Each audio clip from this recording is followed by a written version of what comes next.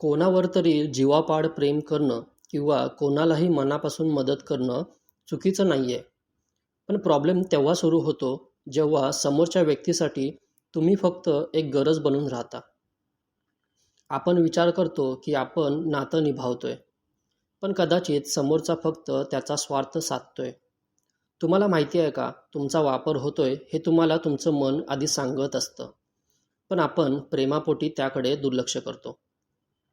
आज मनाची गुपितेमध्ये आपण अशा 7 खुणांबद्दल सविस्तर बोलणार आहोत, ज्या कदाचित तुम्हाला कडू वाटतील, पण त्या तुमचं आयुष्य आणि मनशांती वाचवू शकतात.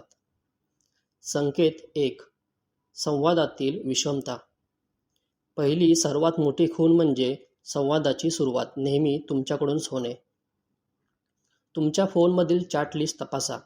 जर 90% वेळा मेसेज तुम्हीच केले असतील आणि समोरून फक्त कामाच्या वेळी रिप्लाय येत असेल, तर सावध व्हा.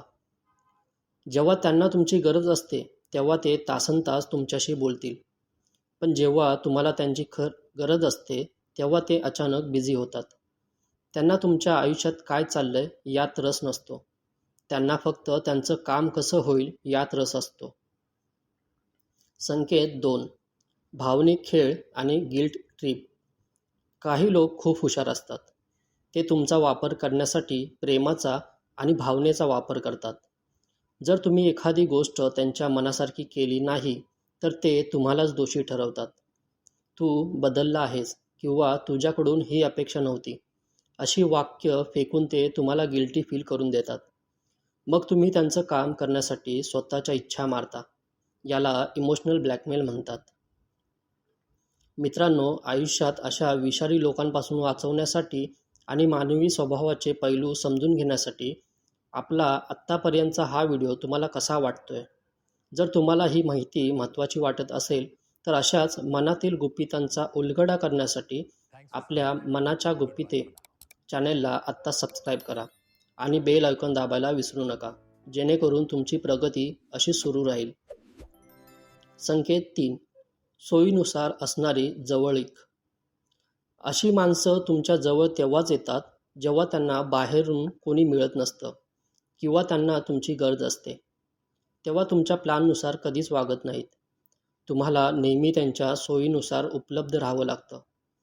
जर तुम्ही त्यांना तुमच्या वेळेनुसार भेटायला बोलावलं, तर त्यांच्याकडे हजारों कारण तयार असतात. पण त्यांचं काम असेल तर ते तुम्हाला हक्काने बोलवतात. संकेत 4. तुमची स्वप्ने आणि इच्छा गौण असणे. जे लोक तुमचा वापर करतात त्यांना तुमच्या स्वप्नांशी काहीही पडलेलं नसतं. किंबहुना जेव्हा तुम्ही प्रगती करता तेव्हा त्यांना भीती वाटते की आता तुम्ही त्यांच्यासाठी उपलब्ध राहणार नाही. ते नेहमी तुमच्या समस्यांना छोट्या मानतात.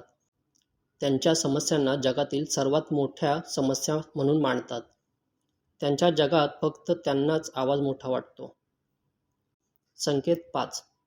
आर्थिक किंवा संसाधनाचा वापर. हे फक्त भावनेबद्दल नसतं, तर कधीकधी पैशाच्या बाबतीतही असतं. जर एखादी व्यक्ती नेहमी हॉटेलचं बिल तुमच्याकडून भरून घेत असेल, नेहमी तुमची वस्तू वापरत असेल आणि परत देण्याची वेळ आली की गायब होत असेल, तर हे स्पष्ट लक्षण आहे. मैत्रीत पैसे बघायचे नसतात, हे खरं आहे. पण जेव्हा ही सवयच होते तेव्हा तो निखळ वापर असतो. संकेत 6. नाही म्हटल्यावर बदलणारं रूप. एखाद्या व्यक्तीचा खरा चेहरा पाहायचा असेल तर त्याला एखादी गोष्टीसाठी ठामपणे नाही म्हणून बघा. जो तुमचा आदर करतो तो तुमचं नाही स्वीकारेल, पण जो तुमचा वापर करतोय त्याला प्रचंड राग येईल. ते तुमच्याशी बोलणं बंद करतील किंवा तुम्हाला अपमानित करतील, कारण त्यांच्या दृष्टीने तुमची किंमत फक्त त्यांच्या कामापुरतीच होती. संकेत 7. मानसिक थकवा.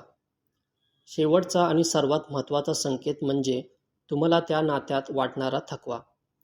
जर एखाद्या व्यक्तीला भेटल्यानंतर तुम्हाला आनंद वाटण्याऐवजी ड्रेन झाल्यासारखं वाटत असेल, तुम्हाला सतत दडपण येत असेल, तर समजा तुमची ऊर्जा शोषली जात आहे.